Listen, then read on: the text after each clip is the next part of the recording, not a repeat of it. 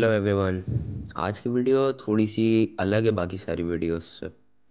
आज हम लोग बात करेंगे उन जगहों की जो कभी गेमिंग कल्चर का दिल हुआ करती थी। मैं बात कर रहा हूँ आर्केड हॉल्स की, जहाँ नियॉन लाइट्स चमकती थी, कॉइन्स भी गिरते थे और हर स्क्रीन पर कंपटीशन का जुनून होता था। ये कहानी है उन्हीं आर्केड्स की जो एक दौर में सब कुछ थी, लेकिन फिर आहिस्ता आहिस्ता वक्त के साथ गायब हो गई हैं।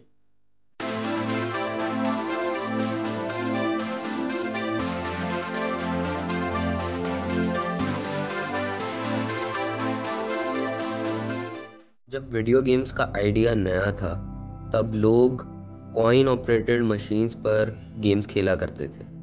स्ट्रेंथ टेस्ट करने वाली, ये फॉर्च्यून बताने वाली मशीन्स अम्यूज़मेंट पार्क्स और मॉल्स में होती थी। फिर 1930s में पिन बॉल मशीन्स ने आर्केड कल्चर का पहला बेस बनाया। फिर आते आते मैकेनिकल गेम्स जैसे रेसिंग और शूटिंग कैबिनेट्स ने लोगों को नए एक्सपीरियंसेस दिए।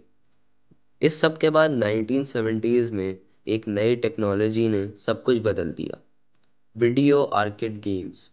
1971 में कंप्यूटर स्पेस आया और एक साल बाद पोंग ने कमर्शियल सक्सेस हासिल की।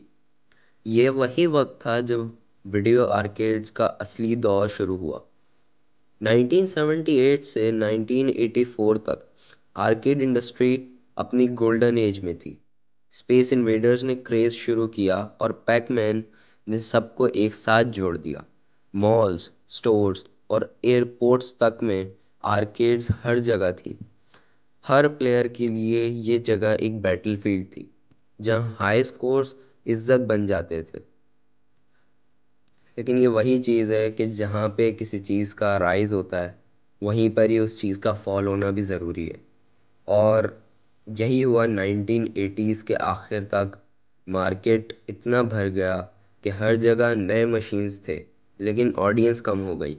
घर में कंसोल और कंप्यूटर्स ने लोगों को आसानी से गेमिंग का मौका दिया और आर्केड का चार्म आहिस्ता आहिस्ता कम होने लगा। जापान और एशिया के कुछ हिस्सों में आर्केड्स ने अपनी जगह बनाए रखी थी, लेकिन वहाँ नए कैबिनेट्स, फाइटिंग गेम्स और नेटवर्क्ड मशीन्स ने कल्चर को जिंदा रखा। लेकिन फिर अमेरिका और यूरोप में आर्केड हॉल्स बंद होने लगे। कुछ फैमिली सेंटर्स बन गए और कुछ सिर्फ यादों में रह गए। 1990s के आखिर तक ट्रेडिशनल आर्केड्स का दौर ख़त्म हो गया, लेकिन उनका असर आज भी हर गेमिंग सिस्टम में ज़िंदा है। कंसोल और पीसी गेम्स ने आर्केड के मैकेनिक्स से सीखा और ई स्पोर्ट्स का कॉन्सेप्ट भी वहीं से निकला है। आर्केड्स सिर्फ मशीन्स नहीं थी, बल्कि उन्होंने एक पूरी जनरेशन को इंस्पायर किया। उनका उठना और गिरना हमें ये सिखाता है कि टेक्नोलॉजी और कल्चर दोनों एक साथ इवॉल्व करते हैं।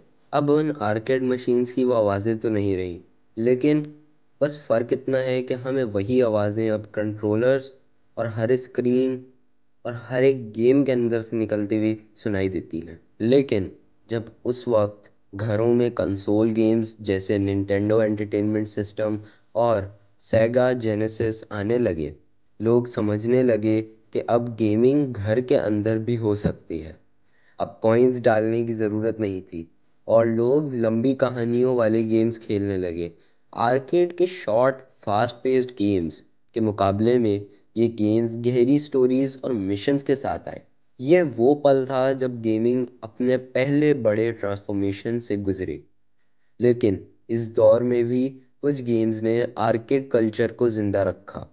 फाइटिंग गेम्स जैसे स्ट्रीट फाइटर 2 और मॉर्टल कॉम्बैट ने लोगों को फिर से एक जगह लाया और हर मैच के साथ चीयरिंग, शाउटिंग और फ्रेंडली राइवलरी वापस आ गई।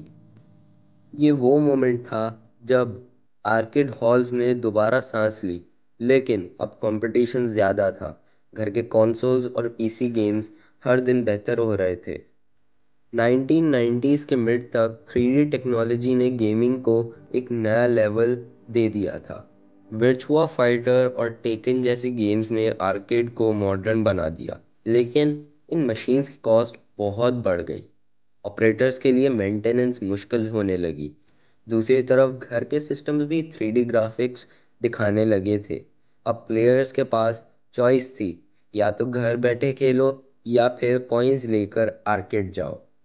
2000s के शुरू में जब ब्रॉडबैंड इंटरनेट आया, मल्टीप्लेयर गेमिंग का कॉन्सेप्ट बदल गया। अब लोग दुनिया के किसी भी कोने से एक दूसरे के साथ compete कर सकते थे। ऑनलाइन लीडर बोर्ड्स ने हाई स्कोर कल्चर को रिप्लेस कर दिया। पहले लोग अपने नाम आर्केड स्क्रीन पर देखकर खुश होते थे, अब वो ही फीलिंग उन्हें ऑनलाइन मिलने लगी। इस डिजिटल बदलाव ने आर्केड को और कमज़ोर कर दिया था। लेकिन इस सब के बावजूद भी जापान जैसे मुल्कों में आर्केड ने अपनी पहचान बनाए रखी। वहाँ नए कैबिनेट डिज़ाइंस, मोशन कंट्रोलर्स और रिदम बेस्ड गेम्स ने लोगों को अट्रैक्ट किया।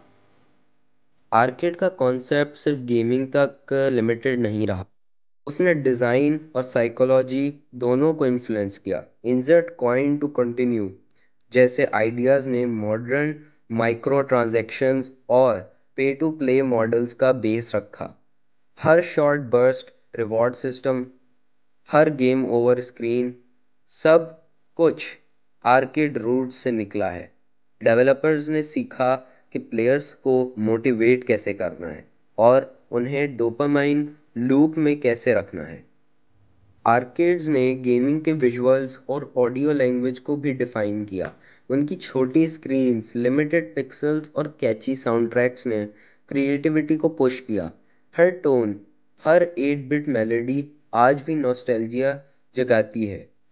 इस क्रिएटिविटी ने ही मॉडर्न इंडिया डेवलपर्स को इंस्पायर किया कि कम रिसोर्सेज में भी बड़े इमोशंस दिखाए जा सकते हैं। अगर हम सोचें कि आर्केड्स का एसेंस आज के गेमिंग वर्ल्ड में हर जगह है, e sports arenas modern arcades ही हैं। बस डिफरेंस ये है कि अब लोग अपने घर से compete करते हैं। स्ट्रीमिंग प्लेटफॉर्म्स और लाइव टूर्नामेंट्स ने उसी कंपटीशन को डिजिटल फॉर्म में जिंदा रखा है। हाई स्कोर्स की जगह ट्रॉफीज और डिजिटल रैंक्स आ गए हैं, लेकिन जज्बा आज भी वही है। आर्केड्स का सफ़र शुरू हुआ था एक पॉइंट से और ख़त्म हुआ एक कनेक्शन पर।